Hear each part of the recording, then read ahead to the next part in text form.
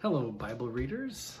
This is a post for June 30th, where the readings are from Genesis chapters 4 to 7 and Mark 1 and 2. I want to start with Mark. First thing, notice that the disciples are pretty familiar with each other.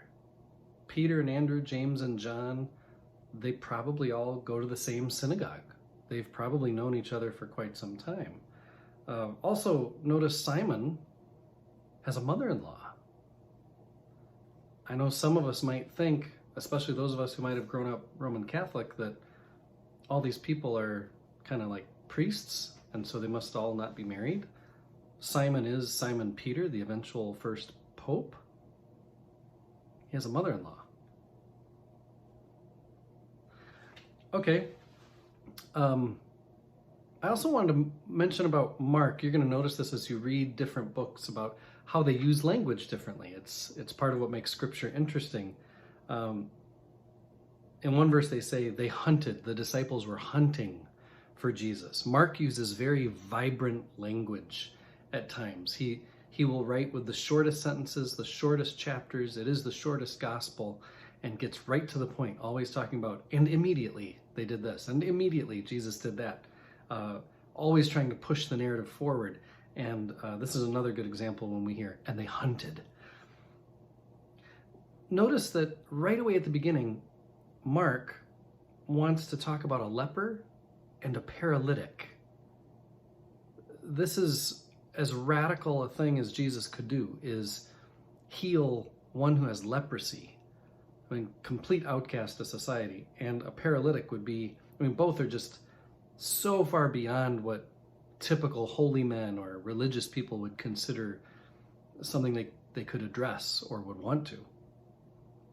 Another thing, in Capernaum it says Jesus is at home. Some say Jesus has a home in Capernaum. This verse is why many would claim that Jesus does in fact have a home. It's not spoken of in every gospel, but it is here in Mark. Okay. Genesis. The first story as we're looking at chapters 4 through 7, Cain and Abel. I wanted to address the whole idea of the word myth.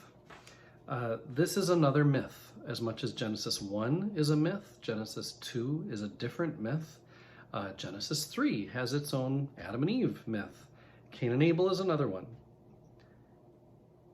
Myths are meant to explain human experiences. One definition I have written here is a traditional story, especially one concerning the early story of a people or explaining some natural or social phenomenon, and typically involving supernatural beings or events. That George Washington couldn't lie about chopping down, was it his father's cherry tree, I think? That's an American myth.